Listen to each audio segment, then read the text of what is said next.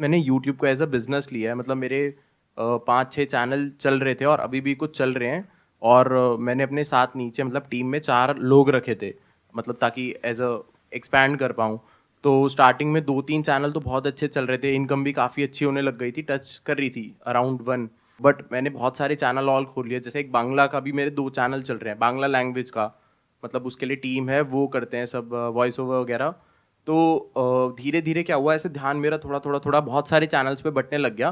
But मेरा गोल यही है कि मैं 20-30 चैनल्स अलग अलग खोल लूँ, जिससे थोड़ी थोड़ी मतलब मल्टीपल इनकम्स हो जाएं, तो मास इनकम ज़्यादा हो जाएगी। बट दिक्कत क्या आ रही है कि अब मेरा थोड़ा थोड़ा ध्यान भटक रहा है। तो जो इनकम थी अब वो थोड़ी पहले से भी गिर गई है, जबकि चैनल ज़्यादा हो गए, सब्सक्राइबर वगैरह बेस काफ़ी सही हो गया। लाइक एक चैनल है उस पर 5 लाख सब्सक्राइबर हैं, एक है उस पर 6 लाख हैं, व्यूज़ भी सही आ रहे हैं। बट अब ओवरऑल इनकम गिर गई क्योंकि ध्यान मेरा भटक गया।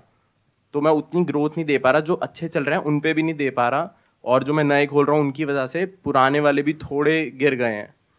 तो मतलब मेरे को क्या करना चाहिए आगे? इतना ज़्यादा चाहिए या कम पे फोकस करना चाहिए? आप ये बताओ, मंथली व्यूज कितने होते हैं आपके टोटल मिला करके 100 सारे मिलियन चैनल्स के? 10 करोड़ व्यूज जी। और इनकम है 1 लाख रुपए। शॉर्ट्स पे यही है सर। शॉर्ट पे यही है, exactly I was about to say that. ऐसे ही मैं सोच रहा था कि इंग्लिश में भी डब करूँगा। मेरे ब्रदर यूएस में हैं अभी सेटल्ड, तो मैं सोच रहा था वहाँ की लैंग्वेज में भी मतलब अपनी वीडियोस को, क्योंकि कंटेंट तो वही रहता है, जो मेरा कंटेंट है वो पुराना नहीं होता, फैक्ट्स हमेशा वही रहेंगे। तो मैं सोच रहा था इन्हें भी इंग्लिश में डब करके, क्योंकि वहाँ का रेवेन्यू 10x अराउंड होता है इंडिया से, तो सेम कंटेंट को मैं डब करके और मतलब इंटरनेशनल लैंग्वेज में भी चाहता हूँ करना। मुझे ये वाला आपका जो आइडिया है वो कंपैरेटिवली बेटर लग रहा है, इंटरनेशनल वाला। इंटरनेशनल वाला। जी। उसके पीछे रीजन क्या है? क्योंकि यूएस की मार्केट है, या ये कह लो जो इंग्लिश स्पीकिंग ऑडियंस की ऑडियंस। जो मार्केट है वो बहुत एग्जैक्टली। बड़ी है, और वहां पे पे आउट है वो बहुत अच्छा है। पे आउट बहुत अच्छा है। और जैसे आपने खुद ही कहा कि 10x है, तो दैट मीन्स कि जितना काम करके आप यहाँ पे 1 लाख रुपए कमा रहे हो, उतना ही एफर्ट, उतना ही टाइम लगा करके आप वहां पे 10 लाख कमाओगे अगर उस जी। लेवल पे पहुंच गए तो। जी। बट उसमें अब चैलेंज ये आने वाला है कि अगर आपका ये जो यूट्यूब चैनल है वो इंडिया से बना है, तो ऑटोमेटिकली जो एल्गोरिथम है वो इसको इंडिया में ही पुश करेगा। इंडिया से नहीं बनाऊंगा, मतलब मेरे ब्रदर अभी वही, मेरे पास एक यूएस से बेनिफिट ऑफ वो बनाओगे है जी। और फिर वीपीएन के थ्रू यूएस से ही अपलोड करोगे, नहीं नहीं या नहीं, आपके ब्रदर ही वीपीएन अपलोड मेरे करेंगे? ब्रदर को ही मैं बना के पूरा भेजूंगा, वो नहीं कर सकते। मैं ही करूंगा सारा काम, बना के एक नया नंबर लेंगे ब्रदर, और मैं यहाँ से बना के भेजूंगा, अपलोड वहां से होगा। अनटिल एंड अनलेस एक ऑडियंस गैदर नहीं हो जाती, जब गैदर हो जाएगी, लाइक 10,000 सब्सक्राइबर हो जाएंगे, तब मैं खुद अपलोड कर सकता हूँ, क्योंकि ऑटोमेटिकली रिकमेंडेशन उधर का ही जाएगा फिर। तो अगर इस मॉडल को आप क्रैक कर लेते हो तो I think this is going to be big, and आपको अपना पूरा फोकस यहां डालना चाहिए। क्योंकि देखो, इंडिया में जो हो सकता था उसको काफी हद तक आपने अचीव कर लिया है। आप कह रहे हो कि महीने के 100 मिलियन व्यूज आ रहे हैं, जी। मतलब महीने के 10 करोड़ व्यूज आ रहे हैं, तो 10 करोड़ का आप मानो 20 करोड़ हो जाएगा, 50 करोड़ हो जाएगा, 100 करोड़ हो जाएगा, उससे ज्यादा नहीं जाएगा। उससे ज्यादा कैसे हो नहीं जाएगा? जाएगा। बट अगर यूएस में 10 करोड़ व्यूज नहीं भी आते, 1 करोड़ भी आते हैं, तो रेवेन्यू इनकम विल बी आपको उतनी सेम। ही मिलेगी जितनी यहां पर मिल रही है। जी। वही। बट उसमें टाइम लगेगा, तो उसके लिए पेशेंस चाहिए, प्लस आपको फोकस चाहिए।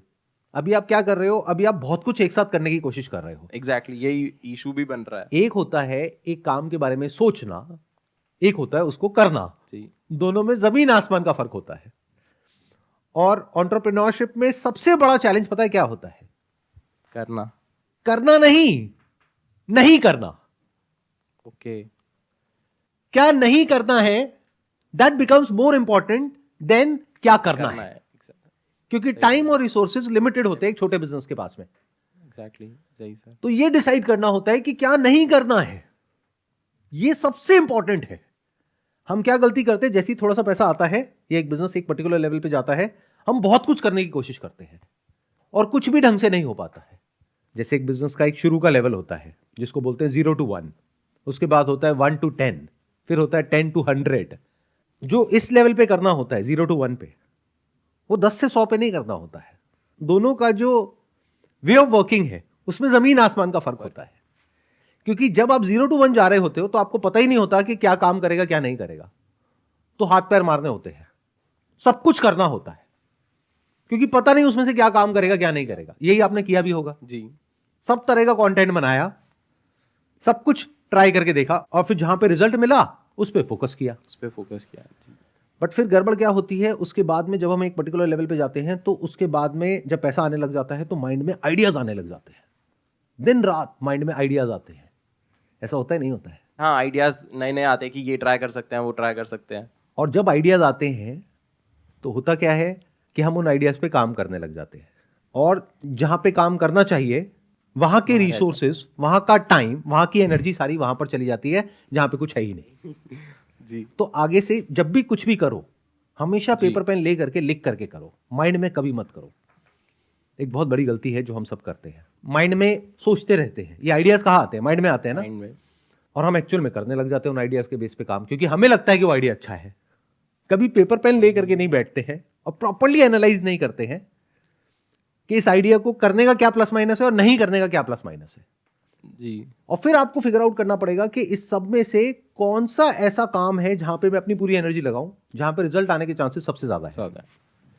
जैसे अभी जो आप काम कर रहे हो उसको छोड़ने का कोई सेंस नहीं है, क्योंकि वो आपकी फाउंडेशन है।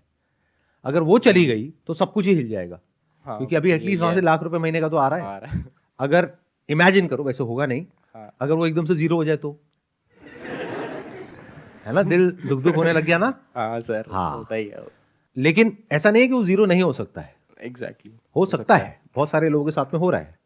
जो कंटेंट की दुनिया है वो चेंज होती है, तो बहुत सारे क्रिएटर्स जो एक टाइम पे रेलेवेंट थे वो बाद में रेलेवेंट नहीं होते। सैचुरेशन जैसे आज आप शॉर्ट्स बना रहे हो, क्यों? भी चल रहे हैं और कंटेंट अभी लोग देख रहे हैं वैसा। क्योंकि अभी ये जो कंपनीज हैं इनका फोकस यहां पर है। जिस दिन इनका फोकस कहीं और गया उस दिन आपको पता भी नहीं लगेगा रातों रात ये क्या हो गया। एल्गोरिथम में हल्का सा एक चेंज करना है। लाखों लोग जो इस पे डिपेंड करते हैं उनको समझ भी नहीं आएगा रातों रात क्या हुआ। आप समझ रहे हो मेरी बात? जी। बट हम ऐसा कभी समझ नहीं पाते हैं। आप ये समझो जो आप कर रहे हो उसका कंट्रोल, आपको ये गलत फहमी है कि पूरी तरह से आपके हाथ में है, जबकि एक्चुअल में नहीं है। एक्चुअल में किसी और के हाथ में है। वो जो यूएस में बैठे हैं, तो आपको करना क्या चाहिए? उनकी जो एनुअल रिपोर्ट्स होती हैं उसको पढ़ना चाहिए, उनकी अर्निंग कॉल्स होती हैं उसको सुनना चाहिए। ओके। ये जो कंपनीज हैं उनके जो सीईओ हैं, फाउंडर्स हैं, उनके जो इंटरव्यूज होते हैं उसको सुनना चाहिए। तो आपको समझ आएगा कि उनके दिमाग में चल क्या रहा है, क्योंकि जो उनके दिमाग में चल रहा है उसकी वजह से आपका घर चल रहा है। जहां उनके दिमाग में कोई चेंज हुआ किसी को समझ भी नहीं आएगा कि हुआ क्या है। तो आपको पता होना चाहिए कि वहां पे वो जो लोग बैठे हैं, जो डिसीजन मेकर्स हैं, उनके माइंड में क्या चल रहा है। ये इंपॉर्टेंट नहीं है आपके माइंड में क्या चल रहा है। आपके माइंड में चल रहा है कि मैं ऐसा कंटेंट बनाऊं, वैसा बनाऊं, वैसा बनाऊं। हो सकता है उनके माइंड में वो चल रहा था आज से 5 साल पहले, जिसकी वजह से आज कुछ हो रहा है, लेकिन आज कुछ और चल रहा है जिसकी वजह से अगले 5 साल बाद कुछ और ही होने वाला है। तो उसको समझना पड़ेगा ना। जी सर, एग्जैक्टली। कि उनका दिमाग कहां जा रहा है, आपको उसके हिसाब से चलना पड़ेगा, तब सक्सेस मिलेगी। वो क्या क्रिएट करने में लगे हैं, उनका फोकस कहां पर है, उनकी जो रेवेन्यू है वो कहां से आ रही है, उसमें से कितना % है जो लॉन्ग फॉर्म से आ रहा है, कितना शॉर्ट फॉर्म से आ रहा है, और कहां पे ग्रोथ कितनी है, ये सब मिल जाएगा आपको एनुअल रिपोर्ट में। वो ये सब करते हैं रिवील, मतलब सब कुछ रिवील होता है क्योंकि ये सारी लिस्टेड कंपनीज है। ओके। हाँ। बट वो एनुअल रिपोर्ट इतनी मोटी होती है कि कोई पढ़ता नहीं है। पता नहीं है। वहां पर मैनेजमेंट जो है वो गाइडेंस देता है कि आगे हम क्या करने वाले हैं अपने शेयर होल्डर्स को।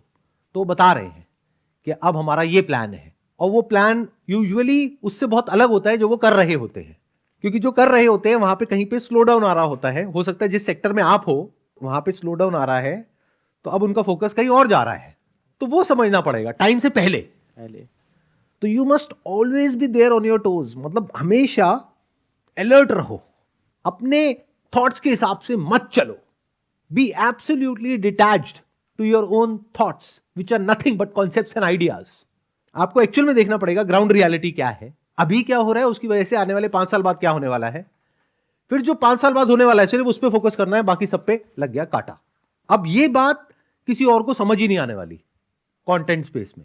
जैसे आप जाओगे ना किसी और क्रिएटर से मिलोगे, उनको बोलोगे मैं कुछ ऐसा कर रहा हूं, वो कहेगा पागल है क्या, ये तो कोई भी नहीं कर रहा। बट आप कर रहे हो बेस्ड अपॉन जो 5 साल बाद होने वाला है। वो किस बेस पे काम कर रहे हैं आज, जो 5 साल से हो रहा है। They are working on the basis of past which is going to be irrelevant in the future, but you are looking at the future and then working। और यहां पे जो एनर्जी होती है काम करने की वो अलग लेवल की होती है उन लोगों से जो पास के बेस पे एक्ट कर रहे होते हैं, क्योंकि वो अंदर से डरे हुए होते हैं, कंफ्यूज होते हैं, और जिनको पता होता है कि एग्जैक्टली 5 साल बाद क्या होने वाला है, वो फोकस्ड होते हैं, क्लियर होते हैं कि मुझे क्या करना है और क्या नहीं करना है। And these kind of people, जिनको नहीं पता है एक्चुअल में क्या हो रहा है, दे आर क्लूलेस। सर अब तो 20 लाख को पता चल जाएगा, इसको कट करवा देना। ये कट तो नहीं होगा क्योंकि मेरा मकसद उन 20 लाख लोगों का ही फायदा है।